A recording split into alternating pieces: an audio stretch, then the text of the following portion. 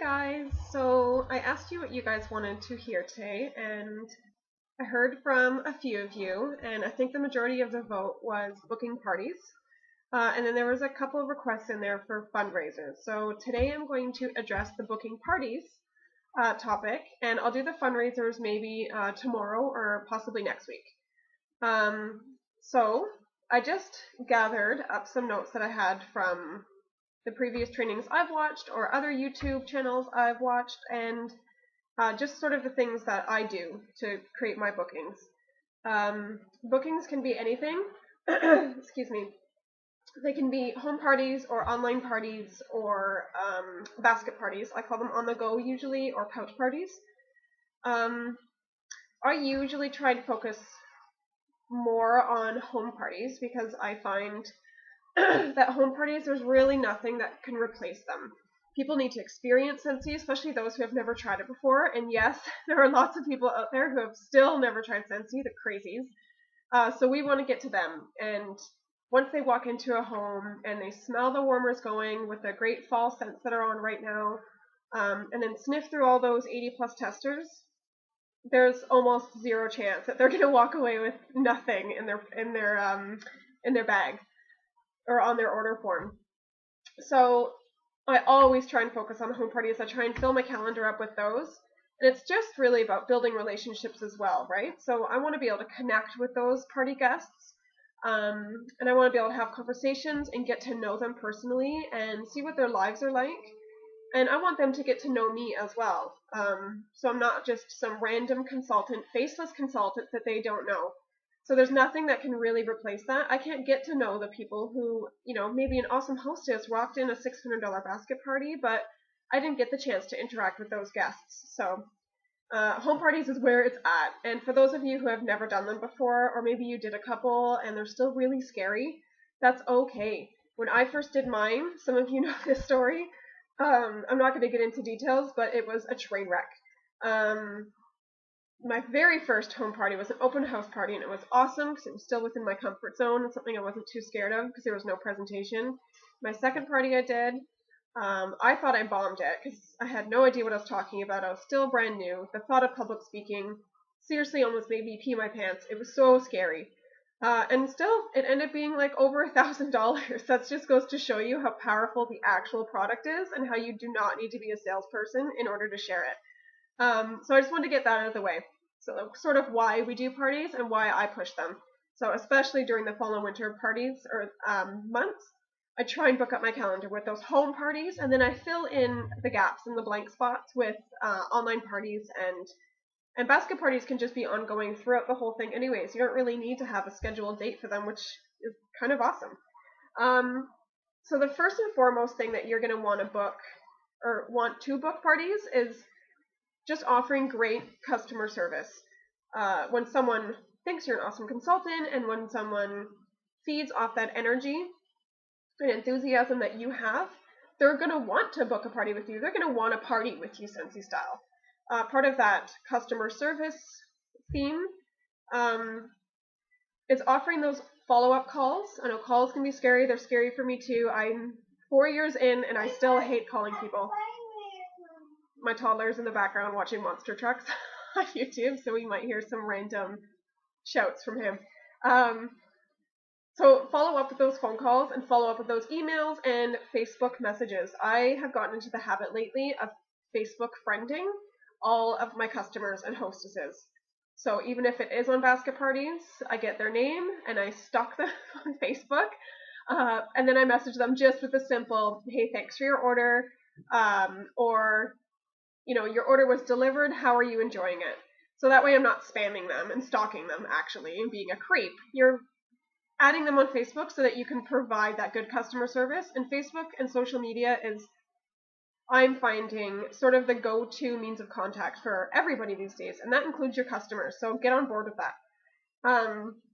So you can always turn those follow-ups into bookings. So if they come back and they say, which they inevitably will, I love my new plugin and those new scents are awesome and yada, yada, yada, you can say, great, well, I'm actually booking parties right now for my November calendar. Did you want to do some Christmas shopping for free and get even some more stuff on your wish list maybe for free and half price? So sort of turn that enthusiasm, that newfound enthusiasm possibly, from that customer into a booking of their own. Sorry, I'm just looking to the side because I'm addressing my notes here. And use your contacts. So you guys have however many Facebook friends you have, whether it's 10 or 10,000. He found a green one, I think. Okay, buddy.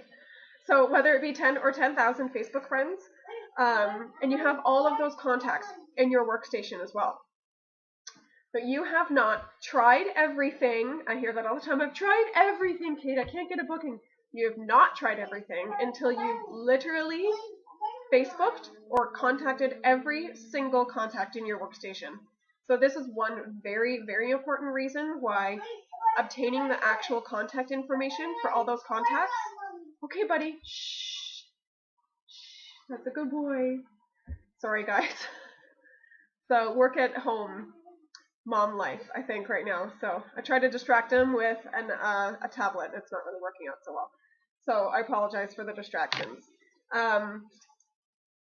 What was I saying? Yeah, so it's really important to get all of that contact information when you're either at home parties or when your hostess is hosting a basket party or when you're just collecting individual orders. Make sure you're asking them for their email address and phone number and everything else that's on that little order form right there. It's there for a reason.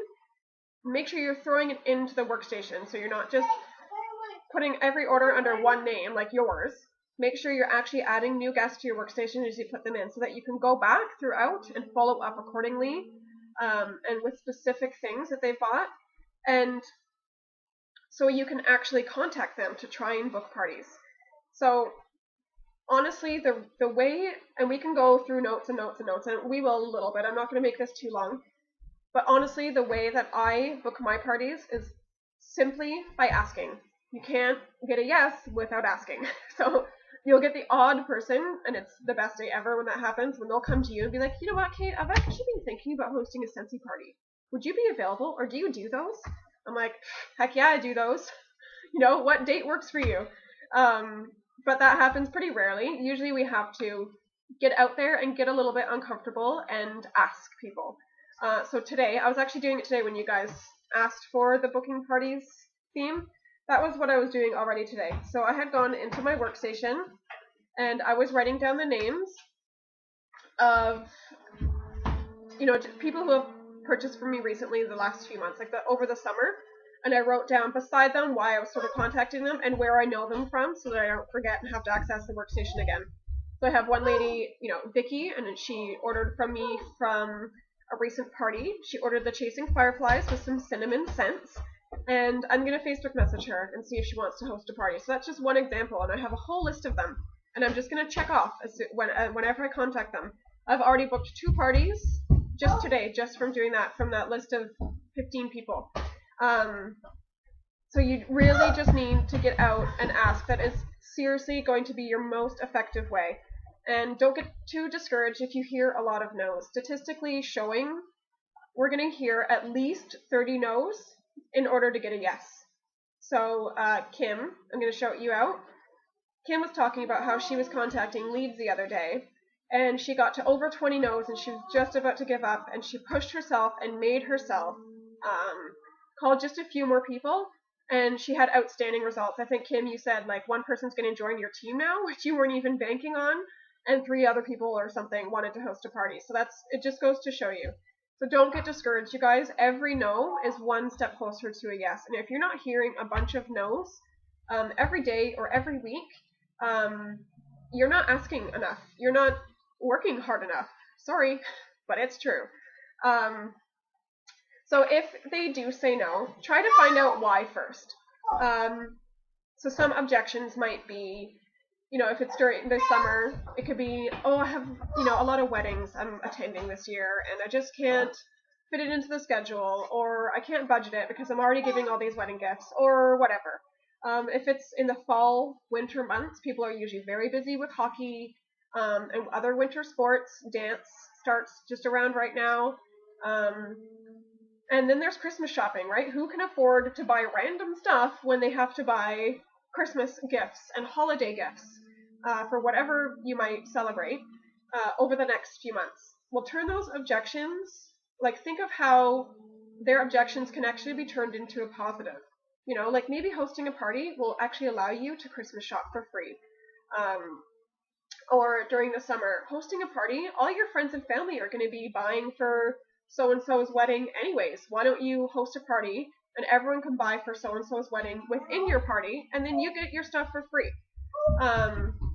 Fundraisers are a great way. You guys will be donating your commission, yes, but it's a great way to give back to your community, and it's still your PRV for that. Even though you're donating the commission that you raised from that PRV, the PRV still counts towards those incentive trips, you guys, and it still counts towards the monthly sales award too. So if you're reaching for 2,000, now he's playing with the ball, so now he's being super loud.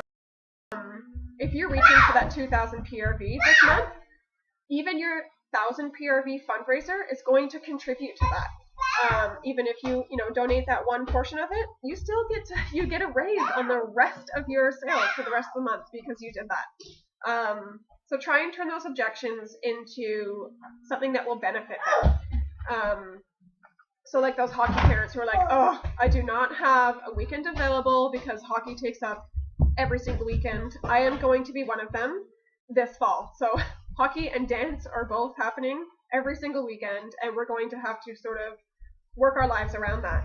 Well, wouldn't that hockey parent want to maybe benefit her son's or daughter's rep team? So it's really expensive when it comes to hockey. So you can have a home party in that hockey mom's basement or whatever and donate your commission to that team. So that's a great way to gain a whole bunch of new customers. And those people are going to love you because you just donated your stuff to their hockey team. So I bet you if you did that, you'd book some parties from that party because now they're going to think you're super generous and awesome. If they still say no after you've tried to do the, not being pushy, but trying to overcome the rejections, offer them a referral special. So be like, you know what, I totally understand busy schedules. Let's connect again in the spring and summer, and we'll see if we can get you some free stuff then. In the meantime, I offer a half-price item for all of my customers and friends who help me book parties. So if one of your friends books a party with me, I will give you a half-price item for that help. We don't really actually give away the half-price items. Scentsy does. It's called Perpetual Party Reward, so nothing's coming out of your pocket. But it's a great way. So maybe Susan doesn't want to, but maybe Susan has a friend who's obsessed with Scentsy, and that friend might want to host a party with you this fall. So just ask. You never know unless you ask. I've never had anyone be like, how dare you offer me a referral special? Never. It's never happened. They've always been like, okay, great. It works. So I'm going to see if maybe... No, it's okay. Okay, come here. Bring it here. I'll turn it back on. Since you got distracted with the ball, the YouTube stopped. I'm just going to give you guys a play-by-play on my toddler's life right now. So we're going to turn the monster trucks back on, and maybe we'll get 35 more seconds out of them. See? See? See, I'm not lying, you guys. Sorry. Take a commercial break here. This is seriously what working at home with kids looks like, though. You have to be flexible. They ultimately come first, so I love you guys and whoever's watching this, but my unhappy toddler comes first before you. There you go. You're welcome, buddy. Okay. Host your own party. I can't stress that enough. Even if it bombs, try it again 6 months later. I usually do mystery hostess parties because at this stage in my business, I'm 4 years in. My people have been there, done that. They don't really need to come over to my house anymore. They trust me that I can choose scents for them that they might like. So I make it a mystery hostess party, and I do draws and give away the entire hostess awards for those 2 parties. Like I do one every 6 months. So that gets them out because I give tickets for them actually physically attending, which helps in bringing friends. So I always encourage my friends and family because they're already in my circle. Like, I love them, but they're already there. So I encourage them to bring new family and friends that were not invited to the party. So I can expand my customer base, so I can book more parties from those brand newbies who are at my party now. Offer your special individually to your Facebook friends. Personalize it. Do not be spammy. So you can copy and paste all you want. It's absolutely fine. But don't just straight up copy and paste. Like copy and paste the bulk of the message perhaps, but when you're messaging Jennifer, like, hey Jen, how are the kids? Did you guys have a great summer? I see little one's back in school now. How's he doing? And then paste in the rest of the stuff. Did you want to host a party this fall? Blah, blah, blah, blah. I'm giving away a free nightlight to anyone who hosts a qualifying party the first week of October. Easy as that. Make sure you're putting that in messages, you guys. If you do your personal specials right on social media, that's out of compliance. You can't do that. Take a separate calendar, or keep a separate calendar for your business. I've talked about this a lot with you guys, so those who have been around for a while, I'll sound like a broken record a little bit, but your gaps will jump out at you. So when you're a busy mom, or a busy dad, or just have a busy life, you have a full-time job, and maybe you volunteer in the community, your calendar is going to look like it's super packed full of stuff. Well, maybe just that day you only had like a little appointment, but when it's something drawn on the calendar, visually we look at it and we're going, oh no, we're full, I'm packed. But when you actually take your calendar and only use it for Scentsy, it really shows. Here's mine right now. This is my November calendar. So that looks pretty empty. If I had all my kids' PA days and doctor's appointments and Eva's vet appointments, and everything else, like the days that Daryl works and when the mortgage comes out, just that kind of stuff, it would look really busy, but I don't have any of that stuff on here, and it clearly shows me that I need to get my booty in gear. I need to book some parties for November. And you guys might think that that's whoa, we're still in September. But anyone who's been through the fall and winter season knows how busy these months get. And right now I have a big goal in mind, and the incentive trip is happening. I want my calendar completely packed. I have the first week there, special starred. I drew some stars on, my artistic Sharpie stars. And those are my special dates. So I'm going to reward the people who book on those exact dates with an extra bonus. Usually I give away a nightlight warmer or a premium warmer, depending on the size of the party. Anyways, well, I'm going to throw in something else because they booked on that special day as well. So whether the party hits 240 or 2,000, I'll throw in a little bonus gift as well. Maybe it's a car bar, or maybe it's a counter clean. Whatever it may be, I'm going to give them a little something extra because they helped me book on my preferred dates. Notice all those dates are in the first week or two of the calendar. That's because I'm going to use those dates. Once they're booked, I'm going to use those parties to rebook within the same month, hopefully. Fingers crossed, that's the idea. So keep your separate calendar. You can use stickers, or you can draw right on it. It doesn't have to be fancy. And I'm going to bring this calendar to all my parties in the next, forever. This calendar ends December, obviously, but I always bring a calendar to my parties so that I can sit down and book the dates with the people who are interested right then and there. At your parties, talk about the hosting opportunity. Talk about it. If you just mention it once, like sort of in passing and shy and awkwardly, people aren't going to be excited about it. They're just going to ignore you and sniff and order and leave. So talk about it a lot. Use a game that highlights it. And use incentives to sort of highlight that game. So whether you're doing the dice game that works really well, YouTube, Katie Farner or Christina Stainbrook, those two gals have awesome party booking ideas, and they party a lot, so they know what they're doing, and it's effective and it works for them. And have your host help. So you guys know, for each party she helps book, we're going to talk about that perpetual party reward again.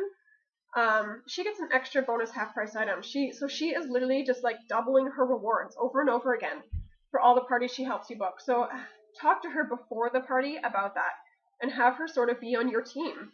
So she wants those extra half-price items. You're going to work at it, and so is she. You're going to work together to get those parties booked from her party.